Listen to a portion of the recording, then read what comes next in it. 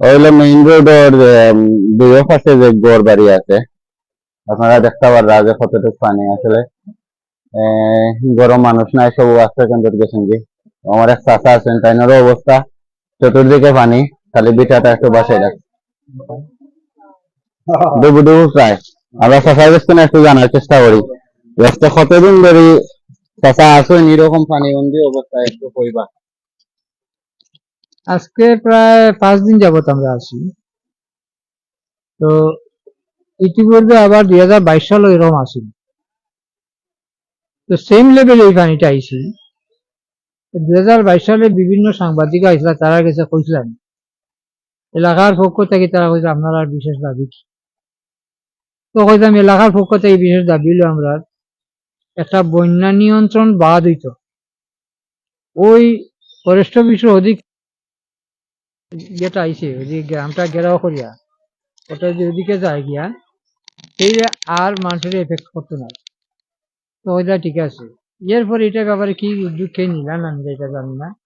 তবে আমার মনে হয় আইজও আমার দাবি ওই বন্যা নিয়ন্ত্রণ বাদই বেশি জরুরি, এটা ছাড়া হইতো না। আর সবচাইতে বেশি ক্ষতিগ্রস্ত এবং গরিব মানুষ এই মনোমুখ, এখান কিতার লাগিয়া এই অবস্থা।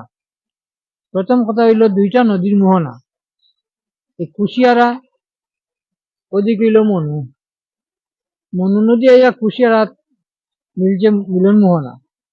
তখন কুশিয়ারার পানি বেশি হয়, তখন মনুর পানি ঠেলিয়া বার হইতে পারে না, দেখিয়া কৃত্রিম একটা বন্যার সৃষ্টি হয়ে যায়।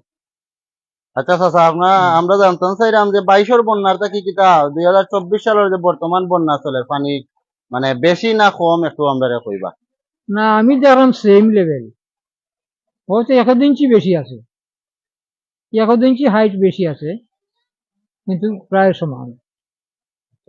তো তো বাদটা হই গেলে আপনার কাছে কিরকম লাগে যে আমার কাছে লাগে যে আমরা এফেক্টেড হইতাম না, আচ্ছা এই পানি সাতাইতো নাই। সাতাইতো না। দ্বিতীয় কথা, এই কুশিয়ার যখন পানি কম হয় জি। আর মনুজ পানি বেশি হয়, অটোমেটিক কুশিয়ারা পানি টানিয়া নেই গিয়ে এখানে বন্যা হয় না।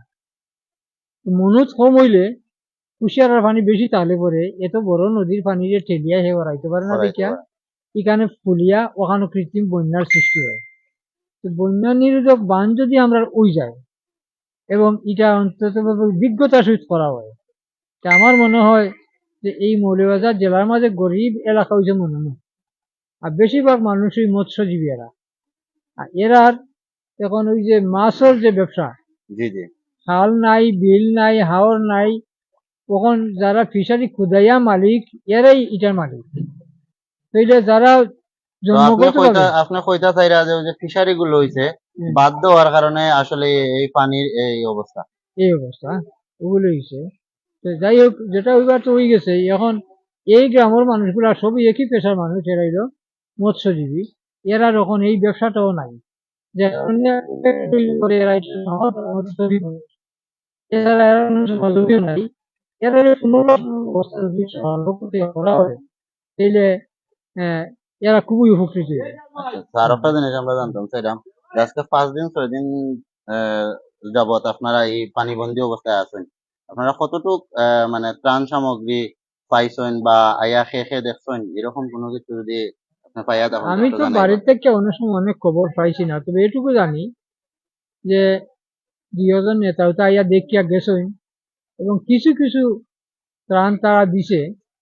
যেমন মানে মারাত্মক না, খালি ওই যে আহ, রান্দা ভাত যেমন বিরিয়ানি টিরিয়ানি ওগুলা কিছু বিলি বন্টন করা হয়েছে। চাউল বা কেটা কয় এই চিরামুড়ি এগুলা তেমন দেওয়া হয়েছে না, আজকে কিছু কিছু দেওয়া হবে। আর এই ভিতরে যে তো মানুষের আশ্রয় কেন্দ্রে গেছে, এরা কি পাইছে না পাইছে জানতাম না। আচ্ছা আচ্ছা আর একটা জিনিস যে আজকে 5 দিন যাবত যতটুকু পানি আছে আজকে পানির অবস্থাটা কি যেহেতু আপনি এখানে স্থানীয় হুম। মানুষ আপনি বুঝতে পাররা। গত গত দিনও থেকে গতকালকে পানি বেশি আছে, জি গত রাত্রে পানি বেশি আছে, সব দিন থেকে।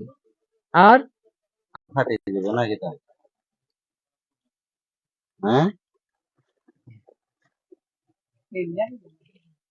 না পানির স্রোত দেখতে পাররা আপনারা আসলে বাড়ির ভিতর দিয়া গড়র মানুষের যে বাসস্থান আছে বাসস্থানত বাড়ির দুই বাড়ির ফাঁকে দিয়ে এক বাড়ির ফাঁকে দিয়ে গজে দিয়ে উঠানে দিই আপনারা পানির স্রোত দেখতে পারেন খুব স্রোত আসলে আমার এক চাষি রাস্তার মাঝে একদম বাসন দইরা কিছু করার নাই